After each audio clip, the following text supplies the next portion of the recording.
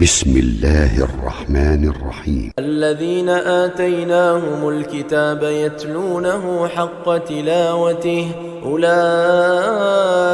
يؤمنون به ومن يكفر به فأولئك هم الخاسرون. يا بني إسرائيل اذكروا نعمتي التي أنعمت عليكم وأني فضلتكم على العالمين. واتقوا يوما لا تجزي نفس عن نفس شيئا ولا يقبل منها عدل ولا تنفعها شفاعة ولا هم ينصرون. وإذ ابتلى إبراهيم ربه بكلمات فأتمهن قال إني جاعلك للناس إماما قال ومن ذريتي قال لا ينال عهد الظالمين. وإذ جعلنا البيت مثابة للناس وأمنا واتخذوا من مقام إبراهيم مصلى وعهدنا إلى إبراهيم وإسماعيل أن طهرا بيتي للطائفين والعاكفين والركع السجود. وإذ قال إبراهيم رب اجعل هذا بلدا آمنا وارزق أهله من الثمرات من آمن منهم بالله واليوم الآخر قال ومن كفر فأمتعه قليلا ثم أضطره إلى عذاب النار وبئس المصير. وإذ يرفع إبراهيم القواعد من البيت وإسماعيل ربنا تقبل منا إنك أنت السميع العليم. ربنا واجعلنا مسلمين لك ومن ذريتنا أمة مسلمة لك وأرنا مناسكنا وتب علينا إنك أنت التواب الرحيم. ربنا وابعث فيهم رسولا منهم يتلو عليهم آياتك ويعلمهم الكتاب والحكمة ويزكيهم إنك أنت العزيز الحكيم. ومن يرغب عن ملة إبراهيم إلا من سفه نفسه ولقد اصطفيناه في الدنيا وإنه في الآخرة لمن الصالحين. إذ قال له ربه أسلم قال أسلمت لرب العالمين. ووصى بها إبراهيم بنيه ويعقوب يا بني إن الله اصطفى لكم الدين فلا تموتن إلا وأنتم مسلمون. أم كنتم شهداء إذ حضر يعقوب الموت إذ قال لبنيه ما تعبدون من بعدي قالوا نعبد إلهك وإله آبائك إبراهيم وإسماعيل وإسحاق إلها واحدا ونحن له مسلمون. تلك أمة قد خلت لها ما كسبت ولكم ما كسبتم ولا تسألون عما كانوا يعملون. وقالوا كونوا هودا أو نصارى تهتدوا قل بل ملة إبراهيم حنيفا وما كان من المشركين قولوا آمنا بالله وما أنزل إلينا وما أنزل إلى إبراهيم وإسماعيل وإسحاق ويعقوب والأسباط وما أوتي موسى وعيسى وما أوتي النبيون من ربهم لا نفرق بين أحد منهم ونحن له مسلمون فإن آمنوا بمثل ما آمنتم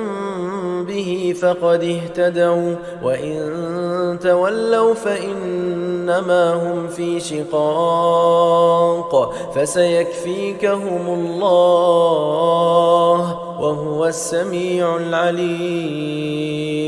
صبغة الله ومن أحسن من الله صبغة ونحن له عابدون قل أتحاجوننا في الله وهو ربنا وربكم ولنا أعمالنا ولكم أعمالكم ونحن له مخلصون أم تقولون إن إبراهيم وإسماعيل وإسحاق ويعقوب والأسباط كانوا هودا أو نصارى قل أأنتم أعلم أم الله ومن أظلم ممن كتم شهادة عنده من الله وما الله بغافل عما تعملون تلك أمة قد خلت لها ما كسبت ولكم ما كسبتم ولا تسألون عما كانوا يعملون سيقول السفهاء من الناس ما ولاهم عن قبلتهم التي كانوا عليها قل لله المشرق والمغرب يهدي من يشاء إلى صراط مستقيم وكذلك جعلناكم أمة وسطا لتكونوا شهداء على الناس ويكون الرسول عليكم شهيدا وما جعلنا القبلة التي كنت عليها إلا لنعلم من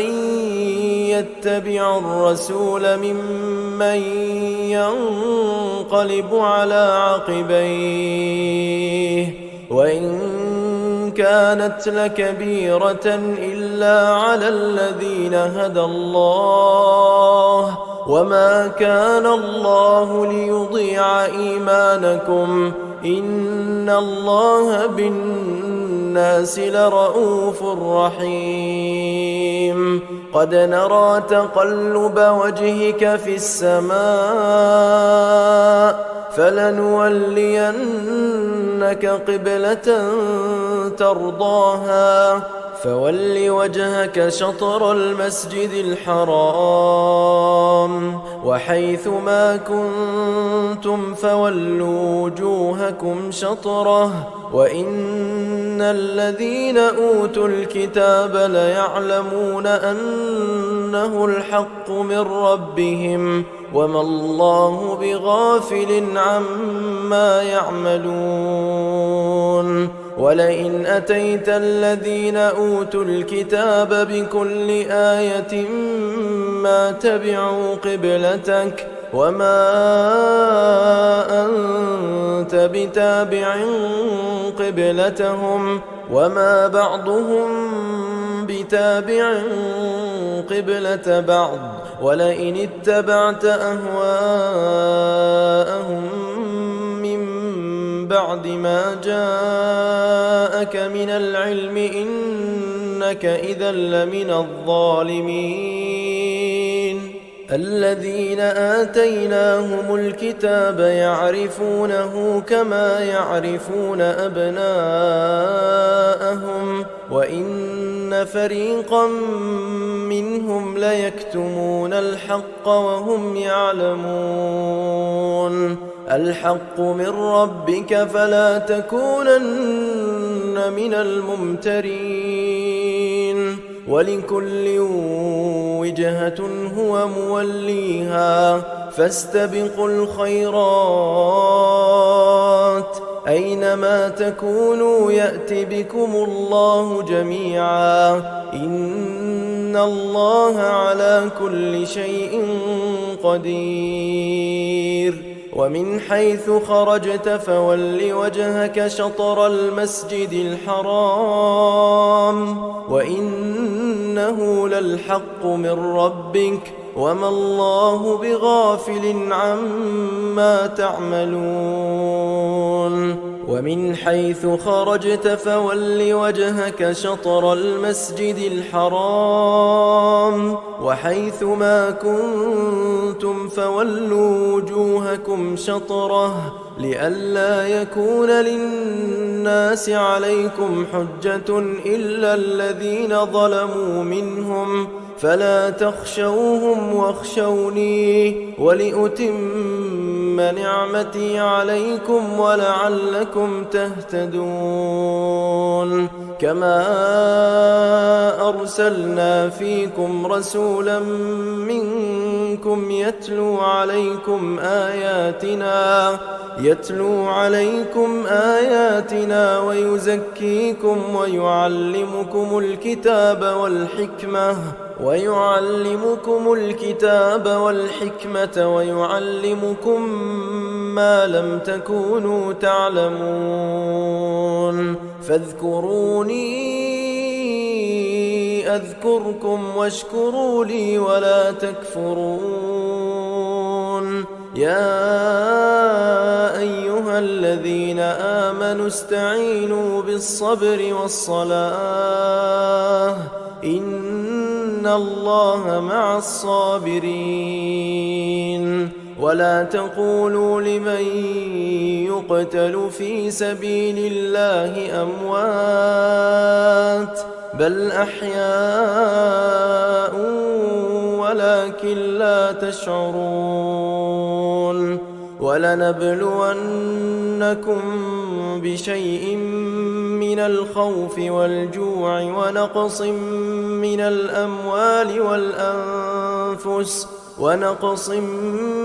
الأموال والأنفس والثمرات وبشر الصابرين الذين إذا أصابتهم مصيبة قالوا إنا لله وإنا إليه راجعون. أولئك عليهم صلوات من ربهم ورحمة وأولئك هم المهتدون. إن الصفا والمروة من شعائر الله فمن حج البيت أو اعتمر فلا جناح عليه أن يطوف بهما ومن تطوع خيرا فإن الله شاكر عليم. إن الذين يكتمون ما أنزلنا من البينات والهدى من بعد ما بيناه للناس في الكتاب أولئك يلعنهم الله ويلعنهم اللاعنون. إلا الذين تابوا وأصلحوا وبينوا فأولئك أتوب عليهم وأنا التواب الرحيم. إن الذين كفروا وماتوا وهم كفار أولئك عليهم لعنة الله والملائكة والناس أجمعين خالدين فيها لا يخفف عنهم العذاب ولا هم ينظرون. وإلهكم إله واحد لا إله إلا هو الرحمن الرحيم. إن في خلق السماوات والأرض واختلاف الليل والنهار والفلك التي تجري في البحر بما ينفع الناس وما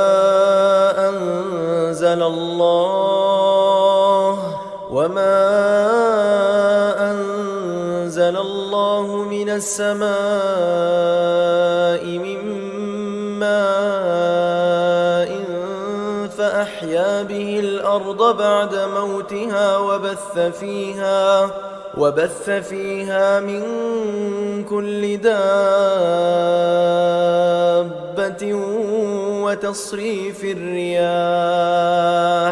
وتصريف الرياح والسحاب المسخر بين السماء والأرض لآيات لقوم يعقلون. ومن الناس من يتخذ من دون الله أندادا يحبونهم كحب الله والذين آمنوا أشد حبا لله. ولو يرى الذين ظلموا إذ يرون العذاب أن القوة لله جميعا وأن الله شديد العذاب. إذ تبرأ الذين اتبعوا من الذين اتبعوا ورأوا العذاب وتقطعت بهم الأسباب. وقال الذين اتبعوا لو أن لنا كرة فنتبرأ منهم كما تبرأوا منا كذلك يريهم الله أعمالهم حسرات عليهم وما هم بخارجين من النار. يا أيها الناس كلوا مما في الأرض حلالا طيبا ولا تتبعوا خطوات الشيطان إنه لكم عدو مبين. إنما يأمركم بالسوء والفحشاء وأن تقولوا على الله ما لا تعلمون. وإذا قيل لهم اتبعوا ما أنزل الله قالوا بل نتبع ما ألفينا عليه آباءنا أولو كان آباؤهم لا يعقلون شيئا ولا يهتدون. ومثل الذين كفروا كمثل الذي ينعق بما لا يسمع إلا دعاء ونداء صم بكم عمي فهم لا يعقلون. يا أيها الذين آمنوا كلوا من طيبات ما رزقناكم واشكروا لله إن كنتم إياه تعبدون. إنما حرم عليكم الميتة والدم ولحم الخنزير وما أهل به لغير الله، فمن اضطر غير باغ ولا عاد فلا إثم عليه، إن الله غفور رحيم. إن الذين يكتمون ما أنزل الله من الكتاب ويشترون به ثمنا قليلا أولئك ما يأكلون في بطونهم إلا النار ولا يكلمهم الله يوم القيامة ولا يزكيهم ولهم عذاب أليم. أولئك الذين اشتروا الضلالة بالهدى والعذاب بالمغفرة، فما أصبرهم على النار، ذلك بأن الله نزل الكتاب بالحق وإن الذين اختلفوا في الكتاب لفي شقاق بعيد. ليس البر أن تولوا وجوهكم قبل المشرق والمغرب ولكن البر من آمن بالله واليوم الآخر والملائكة والكتاب والنبيين وآتى المال على حبه ذوي القربى واليتامى والمساكين وابن السبيل والسائلين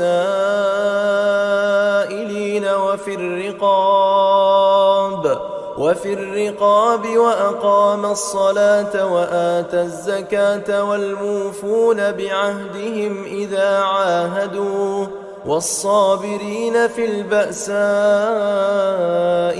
والضراء وحين البأس، أولئك الذين صدقوا وأولئك هم المتقون.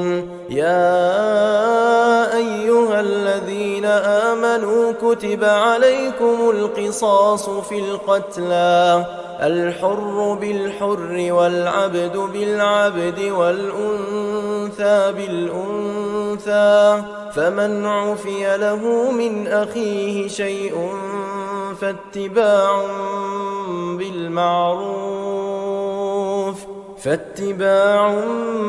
بالمعروف وأداء إليه بإحسان، ذلك تخفيف من ربكم ورحمة، فمن اعتدى بعد ذلك فله عذاب أليم. ولكم في القصاص حياة يا أولي الألباب لعلكم تتقون. كتب عليكم إذا حضر أحدكم الموت إن ترك خيرا الوصية للوالدين والأقربين بالمعروف حقا على المتقين، فمن بدله بعدما سمعه فإنما إثمه على الذين يبدلونه، إن الله سميع عليم. فمن خاف من موص جنفا أو إثما فأصلح بينهم فلا إثم عليه، إن الله غفور رحيم. يا أيها الذين آمنوا كتب عليكم الصيام كما كتب على الذين من قبلكم لعلكم تتقون أياما معدودات فمن كان منكم مريضا أو على سفر فعدة من أيام أخر وعلى الذين يطيقونه فدية طعام مسكين فمن تطوع خيرا فهو خير له وأن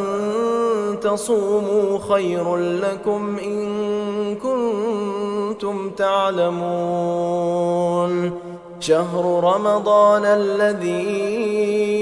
أنزل فيه القرآن هدى للناس وبينات من الهدى والفرقان فمن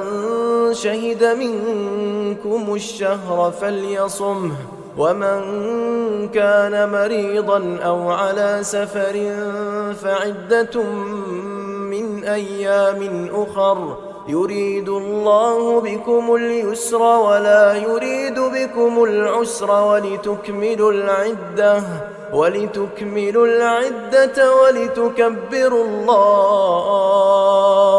ولتكبروا الله على ما هداكم ولعلكم تشكرون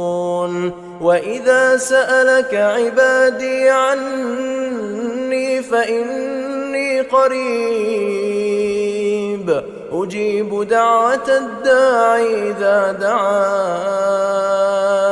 فليستجيبوا لي وليؤمنوا بي لعلهم يرشدون أحل لكم ليلة الصيام الرفث إلى نسائكم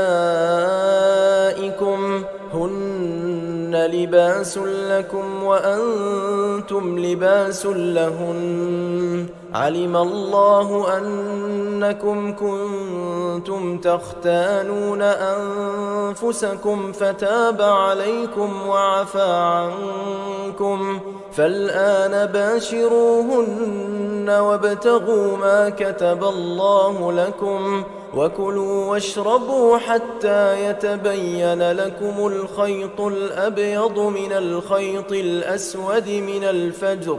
ثم أتموا الصيام إلى الليل ولا تباشروهن وأنتم عاكفون في المساجد تلك حدود الله فلا تقربوها كذلك يبين الله آياته للناس لعلهم يتقون ولا تأكلوا أموالكم بينكم بالباطل وتدلوا بها إلى الحكام لتأكلوا فريقا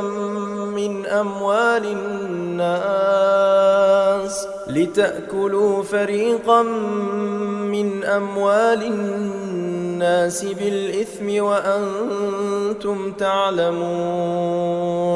يسألونك عن الأهلة قل هي مواقيت للناس والحج وليس البر بأن تأتوا البيوت من ظهورها ولكن البر من اتقى وأتوا البيوت من أبوابها واتقوا الله لعلكم تفلحون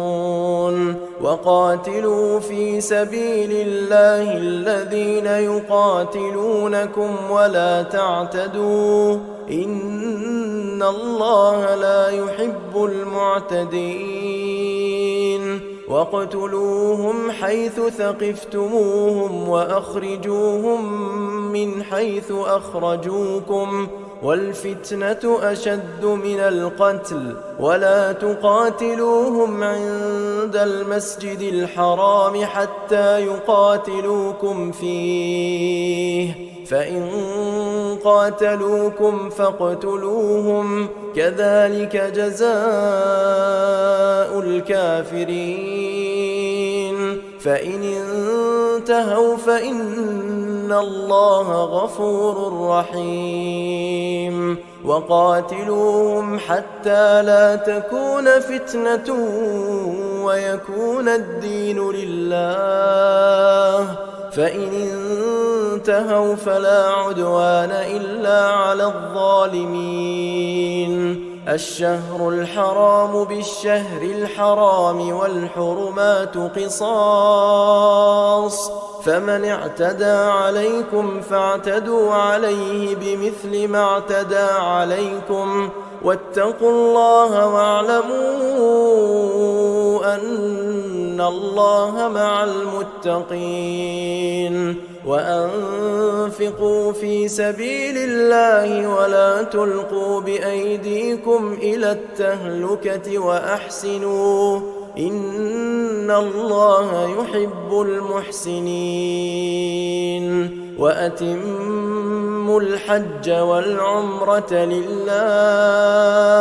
فإن أحصرتم فما استيسر من الهدي ولا تحلقوا رؤوسكم حتى يبلغ الهدي محله فمن كان منكم مريضا أو به أذى من رأسه ففدية من صيام أو صدقة أو نسك فإذا أمنتم فمن تمتع بالعمرة إلى الحج فما استيسر من الهدي فمن لم يجد فصيام 3 أيام في الحج و7 إذا رجعتم تلك 10 كاملة ذلك لمن لم يكن أهله حاضر المسجد الحرام واتقوا الله واعلموا أن الله شديد العقاب الحج أشهر معلومات فمن فرض فيهن الحج فلا رفث ولا فسوق ولا جدال في الحج وما تفعلوا من خير يعلمه الله وتزودوا فإن خير الزاد التقوى واتقون يا أولي الألباب ليس عليكم جناح أن تبتغوا فضلا من ربكم فإذا أفضتم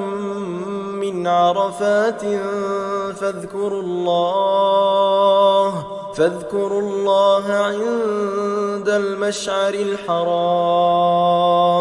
واذكروه كما هداكم وإن كنتم من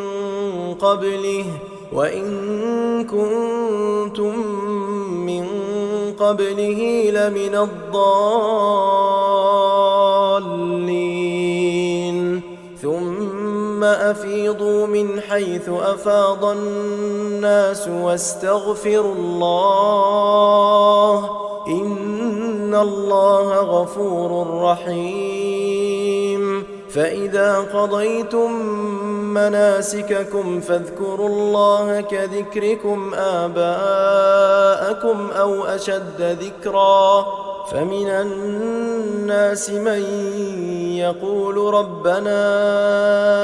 آتنا في الدنيا وما له في الآخرة من خلاق ومنهم من يقول ربنا آتنا في الدنيا حسنة وفي الآخرة حسنة وقنا عذاب النار أولئك فلهم نصيب مما كسبوا والله سريع الحساب. واذكروا الله في أيام معدودات فمن تعجل في يومين فلا إثم عليه ومن تأخر فلا إثم عليه لمن اتقى واتقوا الله واعلموا أنكم إليه تحشرون. ومن الناس من يعجبك قوله في الحياة الدنيا ويشهد الله على ما في قلبه وهو ألد الخصام وإذا تولى سعى في الأرض ليفسد فيها ويهلك الحرث والنسل والله لا يحب الفساد. وإذا قيل له اتق الله أخذته العزة بالإثم فحسبه جهنم ولبئس المهاد. ومن الناس من يشري نفسه ابتغاء مرضات الله والله رؤوف بالعباد. يا أيها الذين آمنوا ادخلوا في السلم كافة ولا تتبعوا خطوات الشيطان إنه لكم عدو مبين. فإن زللتم من بعد ما جاءتكم البينات فاعلموا أن الله عزيز حكيم. هل ينظرون إلا أن يأتيهم الله في ظلل من الغمام والملائكة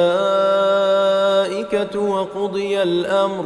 وإلى الله ترجع الأمور. سل بني إسرائيل كم آتيناهم من آية بينة ومن يبدل نعمة الله من بعد ما جاءته فإن الله شديد العقاب. زين للذين كفروا الحياة الدنيا ويسخرون من الذين آمنوا والذين اتقوا فوقهم يوم القيامة والله يرزق من يشاء بغير حساب. كان الناس أمة واحدة فبعث الله النبيين مبشرين ومنذرين وأنزل معهم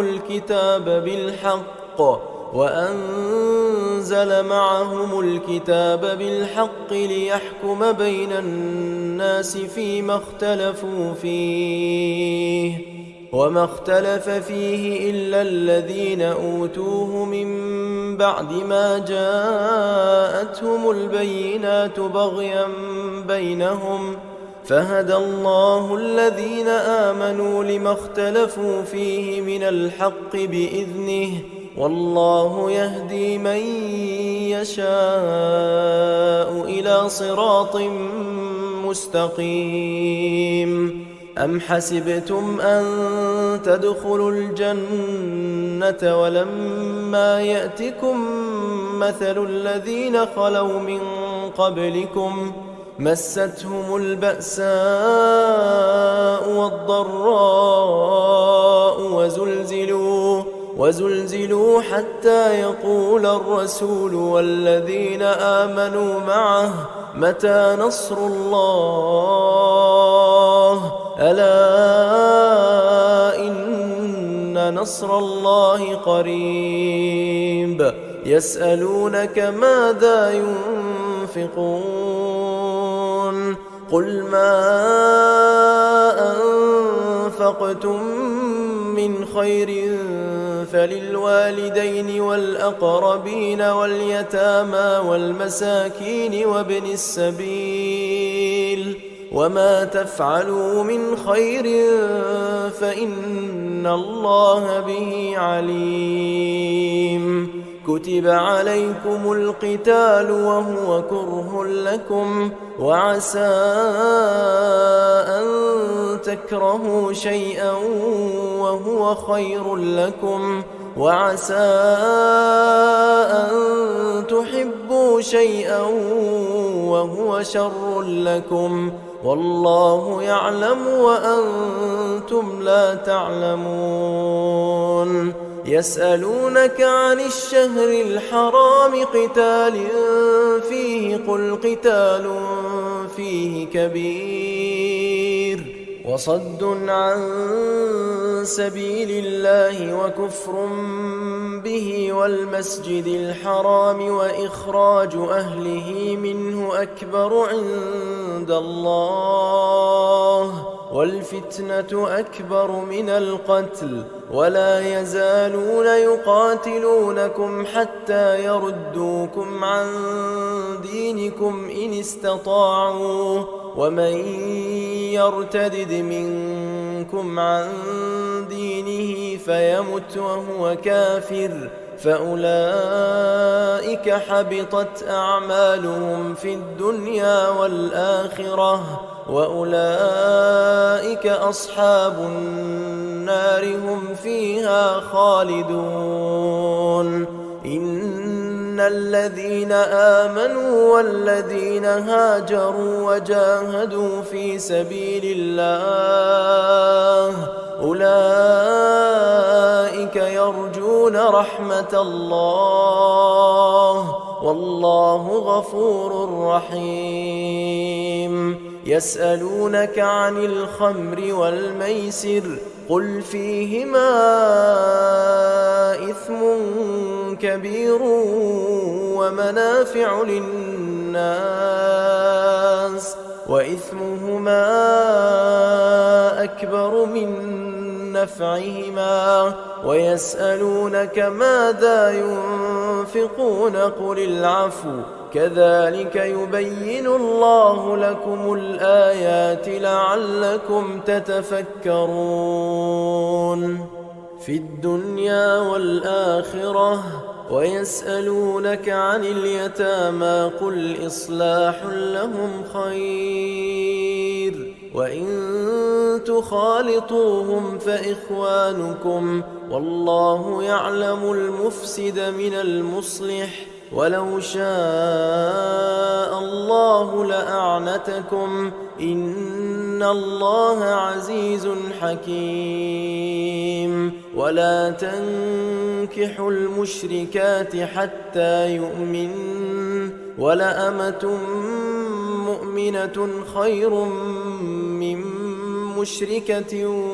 ولو أعجبتكم ولا تنكحوا المشركين حتى يؤمنوا ولعبد مؤمن خير من مشرك ولو أعجبكم أولئك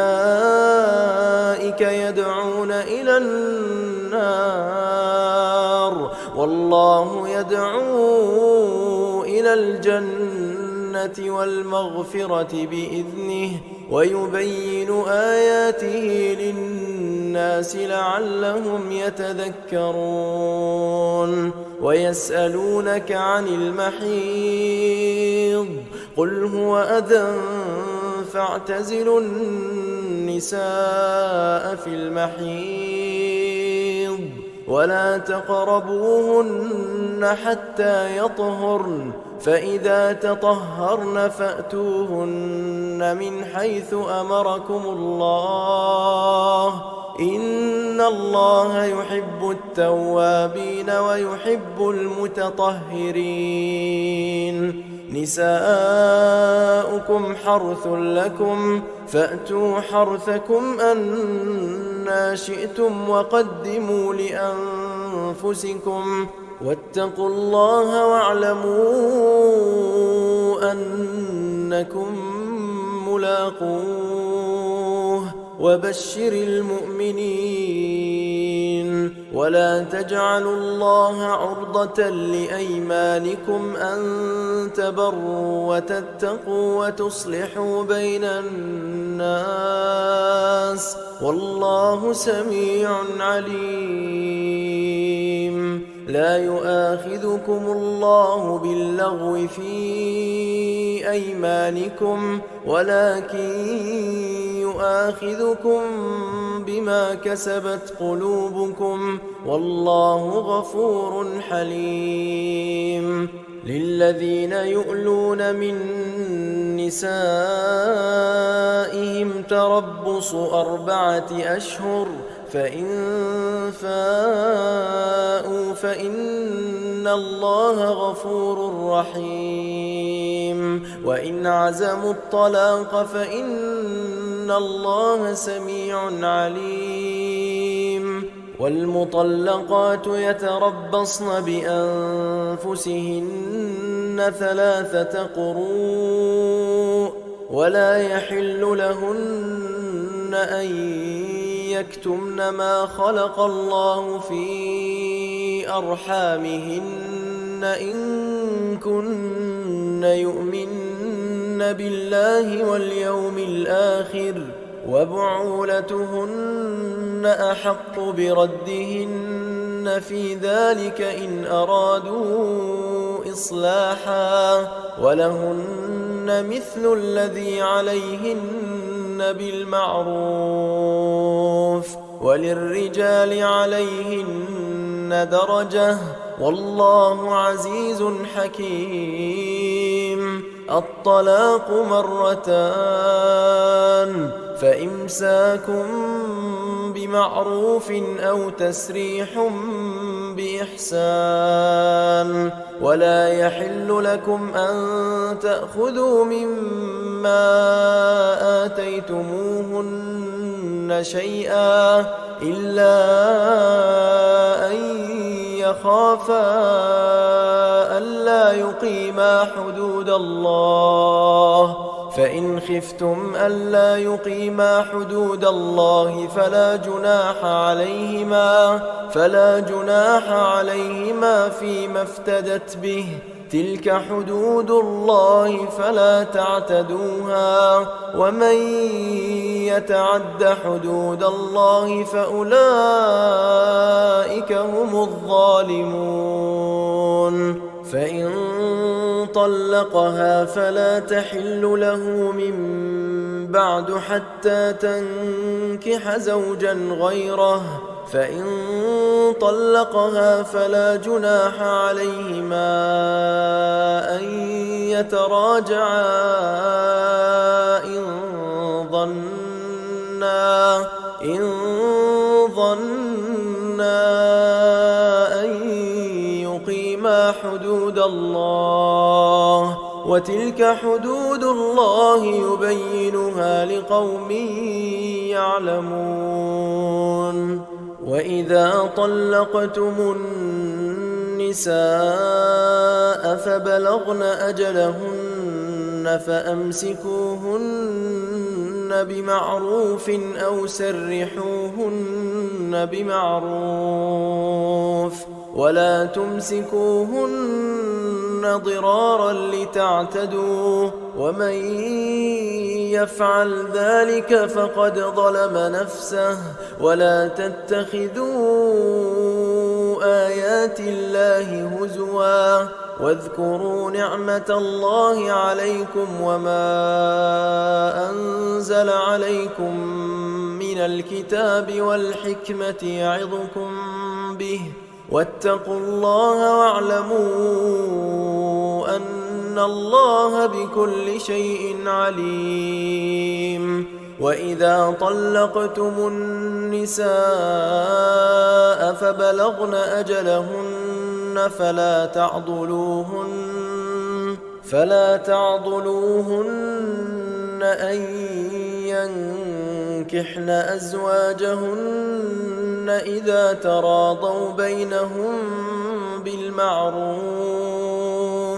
ذلك يوعظ به من كان منكم يؤمن بالله واليوم الآخر، ذلكم أزكى لكم وأطهر، والله يعلم وأنتم لا تعلمون. والوالدات يرضعن أولادهن حولين كاملين لمن أراد أن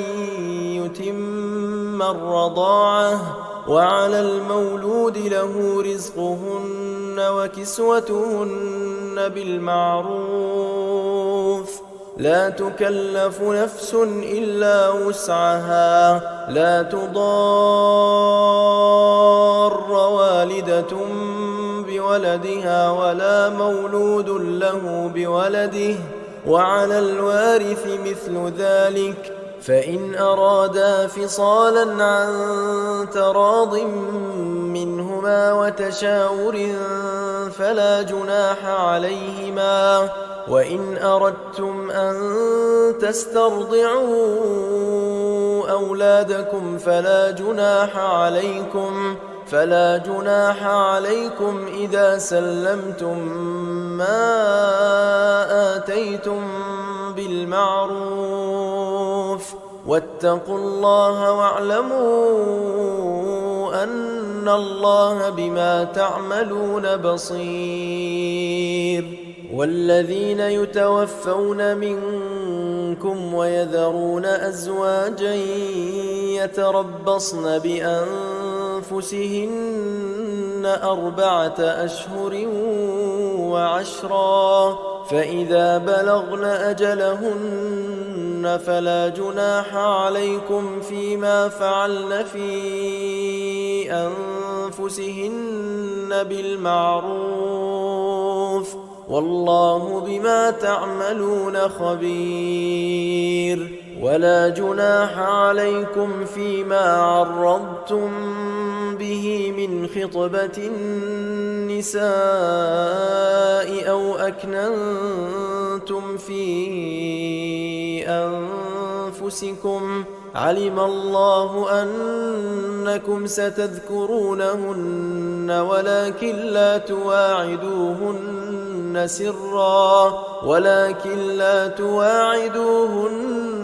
سرا إلا أن تقولوا قولا معروفا، ولا تعزموا عقدة النكاح حتى يبلغ الكتاب أجله، واعلموا أن الله يعلم ما في أنفسكم فاحذروه، واعلموا أن الله غفور حليم. لا جناح عليكم إن طلقتم النساء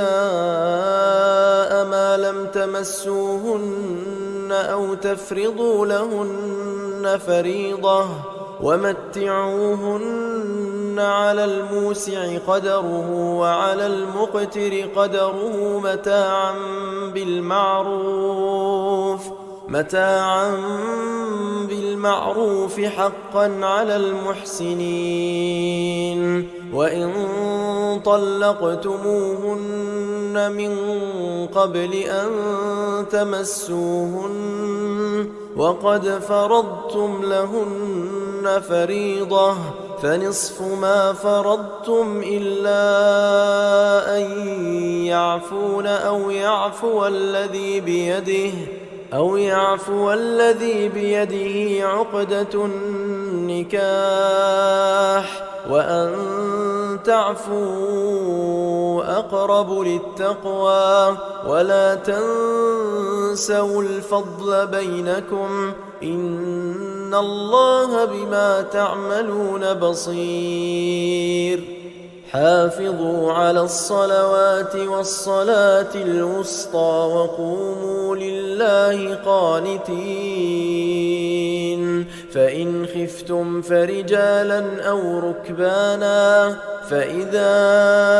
أمنتم فاذكروا الله كما علمكم ما لم تكونوا تعلمون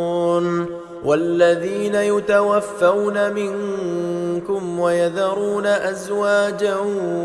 وصية لأزواجهم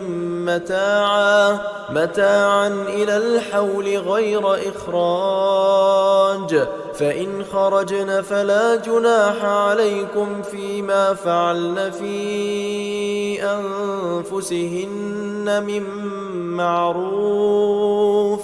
والله عزيز حكيم وللمطلقات متاع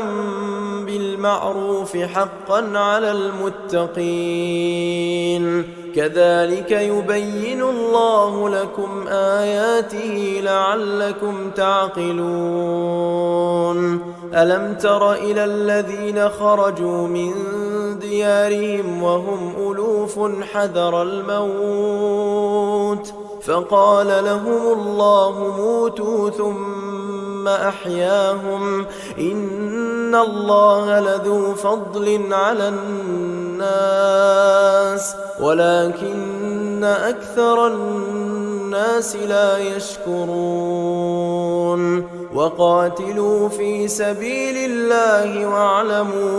واعلموا أن الله سميع عليم من ذا الذي يقرض الله قرضا حسنا فيضاعفه له أضعافا كثيرة والله يقبض ويبسط وإليه ترجعون ألم تر إلى الملأ من بني إسرائيل من بعد موسى إذ قالوا لنبي له مبعث لنا ملكا نقاتل في سبيل الله قال هل عسيتم إن كتب عليكم القتال ألا تقاتلوا قالوا وما لنا ألا نقاتل في سبيل الله وقد أخرجنا من ديارنا وأبنائنا فلما كتب عليهم القتال تولوا إلا قليلا منهم والله عليم بالظالمين وقال لهم نبيهم إن الله قد بعث لكم طالوت ملكا قالوا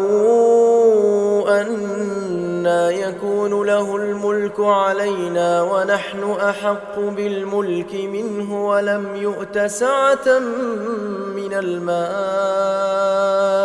قال إن الله اصطفاه عليكم وزاده بسطة في العلم والجسم والله يؤتي ملكه من يشاء والله واسع عليم وقال لهم نبيهم إن آية ملكه أن يأتيكم التابوت فيه سكينة من ربكم وبقية مما ترك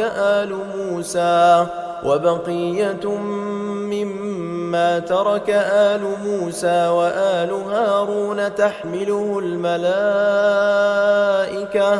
إن في ذلك لآية لكم إن كنتم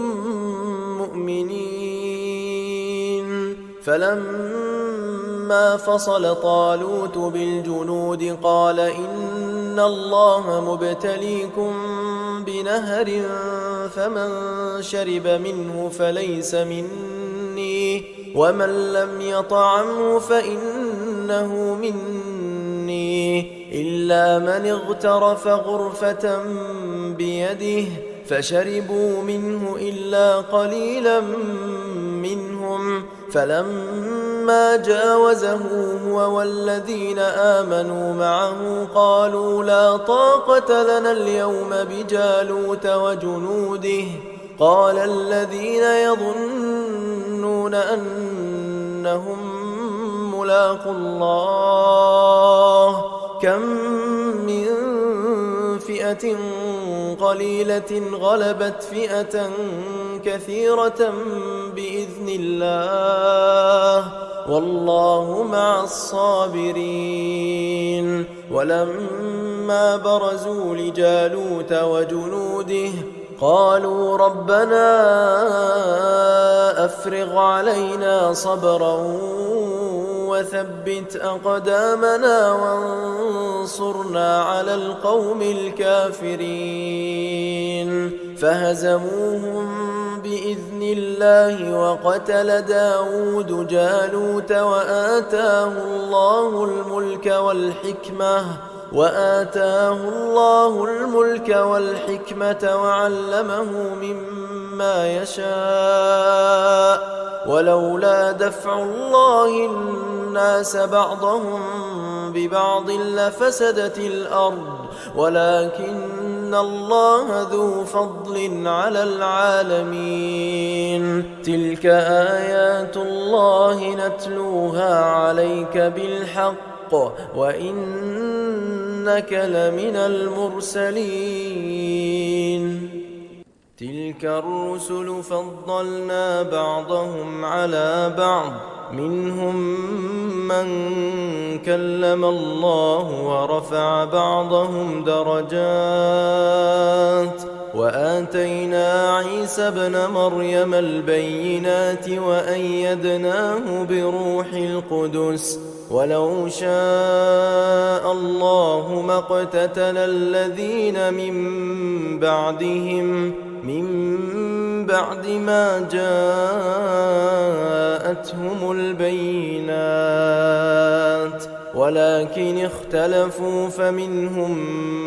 من آمن ومنهم من كفر ولو شاء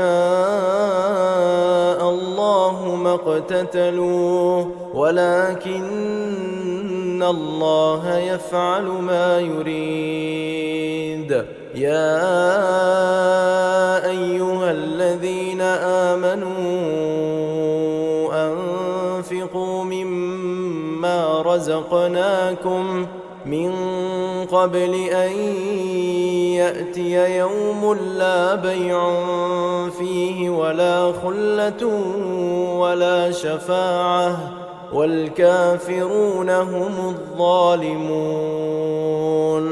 الله لا إله إلا هو الحي القيوم لا تأخذه سنة ولا نوم له ما في السماوات وما في الأرض من ذا الذي يشفع عنده إلا بإذنه يعلم ما بين أيديهم وما خلفهم ولا يحيطون بشيء من علمه إلا بما شاء وسع كرسيه السماوات والأرض ولا يؤوده حفظهما وهو العلي العظيم لا إكراه في الدين قد تبين الرشد من الغي فمن يكفر بالطاغوت ويؤمن بالله فقد استمسك بالعروة الوثقى لا انفصام لها والله سميع عليم الله ولي الذين آمنوا يخرجهم من الظلمات إلى النور والذين كفروا أولياؤهم الطاغوت يخرجونهم من النور إلى الظلمات أولئك أصحاب النار هم فيها خالدون ألم تر إلى الذي حاج إبراهيم في ربه أن آتاه الله الملك إذ قال إبراهيم ربي الذي يحيي ويميت قال أنا أحيي وأميت قال إبراهيم فإن الله يأتي بالشمس من المشرق فأت بها من المغرب فبهت الذي كفر والله لا يهدي القوم الظالمين أو كالذي مر على قرية وهي خاوية على عروشها قال أنى يحيي هذه الله بعد موتها فأماته الله 100 عام ثم بعثه قال كم لبثت قال لبثت يوما أو بعض يوم قال بل لبثت 100 عام فانظر إلى طعامك وشرابك لم يتسنه وانظر إلى حمارك ولنجعلك آية للناس وانظر إلى العظام كيف ننشزها ثم نكسوها لحما فلما تبين له قال أعلم أن الله على كل شيء قدير وإذ قال إبراهيم رب أرني كيف تحيي الموتى قال أولم تؤمن قال بلى ولكن ليطمئن قلبي قال فخذ 4 من الطير فصرهن إليك ثم اجعل على كل جبل منهن جزءا ثم ادعهن يأتينك سعيا واعلم أن الله عزيز حكيم مثل الذين ينفقون أموالهم في سبيل الله كمثل حبة أنبتت 7 سنابل في كل سنبلة 100 حبة والله يضاعف لمن يشاء والله واسع عليم الذين ينفقون أموالهم في سبيل الله ثم لا يتبعون ما أنفقوا منا ولا أذى لهم أجرهم عند ربهم ولا خوف عليهم ولا هم يحزنون قول معروف ومغفرة خير من صدقة يتبعها أذى والله غني حليم يا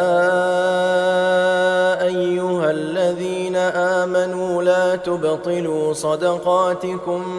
بالمن والأذى كالذي ينفق ماله رئاء الناس ولا يؤمن بالله واليوم الآخر فمثله كمثل صفوان عليه تراب فأصابه وابل فتركه صلدا لا يقدرون على شيء مما كسبوا والله لا يهدي القوم الكافرين ومثل الذين ينفقون أموالهم ابتغاء مرضات الله وتثبيتا من أنفسهم كمثل جنة بربوة أصابها وابل فآتت أكلها ضعفين فإن لم يصبها وابل فطل والله بما تعملون بصير أيود أحدكم أن تكون له جنة من نخيل وأعناب تجري من تحتها الأنهار له فيها من كل الثمرات وأصابه الكبر وله ذرية ضعفاء فأصابها إعصار فيه نار فاحترقت كذلك يبين الله لكم الآيات لعلكم تتفكرون يا أيها الذين آمنوا أنفقوا من طيبات ما كسبتم ومما أخرجنا لكم من الأرض ولا تيمموا الخبيث منه تنفقون ولستم بآخذيه إلا أن تغمضوا فيه واعلموا أن الله غني حميد الشيطان يعدكم الفقر ويأمركم بالفحشاء والله يعدكم مغفرة منه وفضلا والله واسع عليم يؤتي الحكمة من يشاء ومن يؤت الحكمة فقد أوتي خيرا كثيرا وما يذكر إلا أولو الألباب وما أنفقتم من نفقة أو نذرتم من نذر فإن الله يعلمه وما للظالمين من أنصار إن تبدوا الصدقات فنعما هي وإن تخفوها وتؤتوها الفقراء فهو خير لكم ويكفر عنكم من سيئاتكم والله بما تعملون خبير ليس عليك هداهم ولكن الله يهدي من يشاء وما تنفقوا من خير فلأنفسكم وما تنفقون إلا ابتغاء وجه الله وما تنفقوا من خير يوفى إليكم وأنتم لا تظلمون للفقراء الذين أحصروا في سبيل الله لا يستطيعون ضربا في الأرض يحسبهم الجاهل أغنياء من التعفف تعرفهم بسيماهم لا يسألون الناس إلحافا وما تنفقوا من خير فإن الله به عليم الذين ينفقون أموالهم بالليل والنهار سرا وعلانية فلهم أجرهم عند ربهم ولا خوف عليهم ولا هم يحزنون الذين يأكلون الربا لا يقومون إلا كما يقوم الذي يتخبطه الشيطان من المس، ذلك بأنهم قالوا إنما البيع مثل الربا وأحل الله البيع وحرم الربا، فمن جاءه موعظة من ربه فانتهى فله ما سلف وأمره إلى الله، ومن عاد فأولئك أصحاب النار هم فيها خالدون. يمحق الله الربا ويربي الصدقات والله لا يحب كل كفار أثيم. إن الذين آمنوا وعملوا الصالحات وأقاموا الصلاة وآتوا الزكاة لهم أجرهم عند ربهم ولا خوف عليهم ولا هم يحزنون. يا أيها الذين آمنوا اتقوا الله وذروا ما بقي من الربا إن كنتم مؤمنين، فإن لم تفعلوا فأذنوا بحرب من الله ورسوله، وإن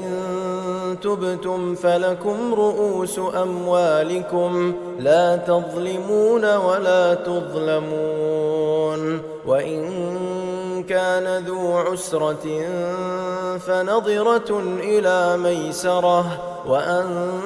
تصدقوا خير لكم إن كنتم تعلمون.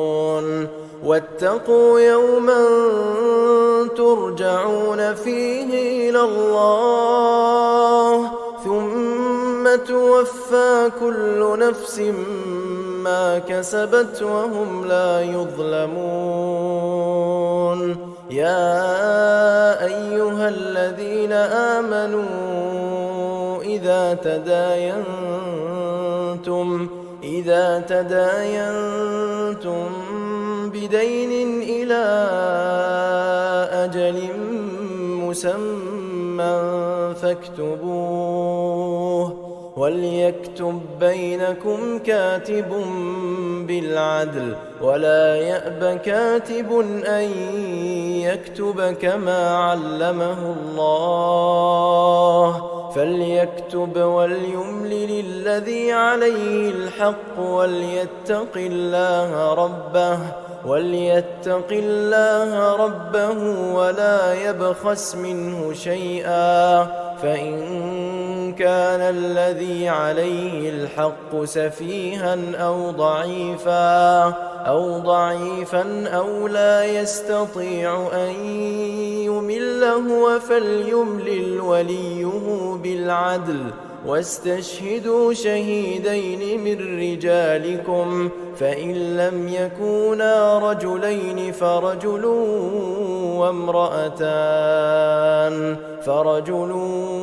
وامرأتان ممن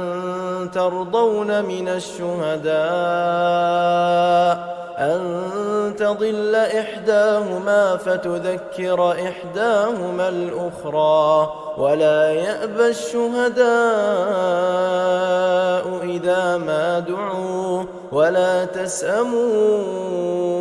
أن تكتبوه صغيرا أو كبيرا إلى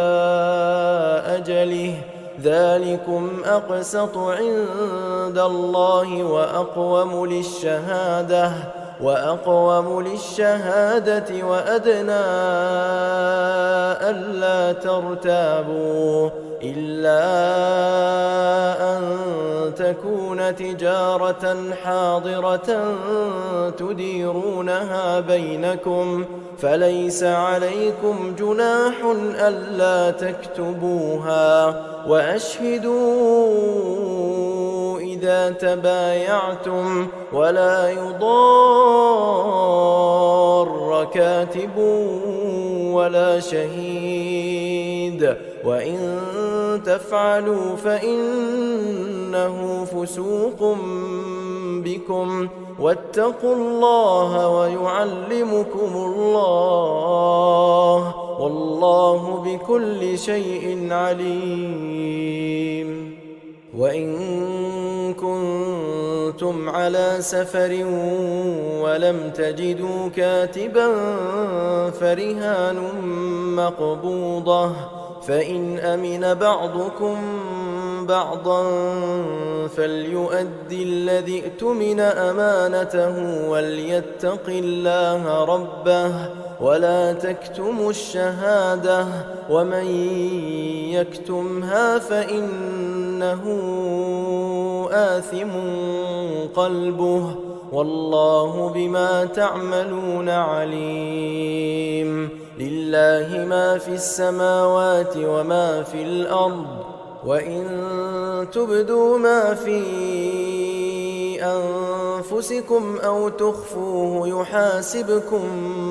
به الله فيغفر لمن يشاء ويعذب من يشاء والله على كل شيء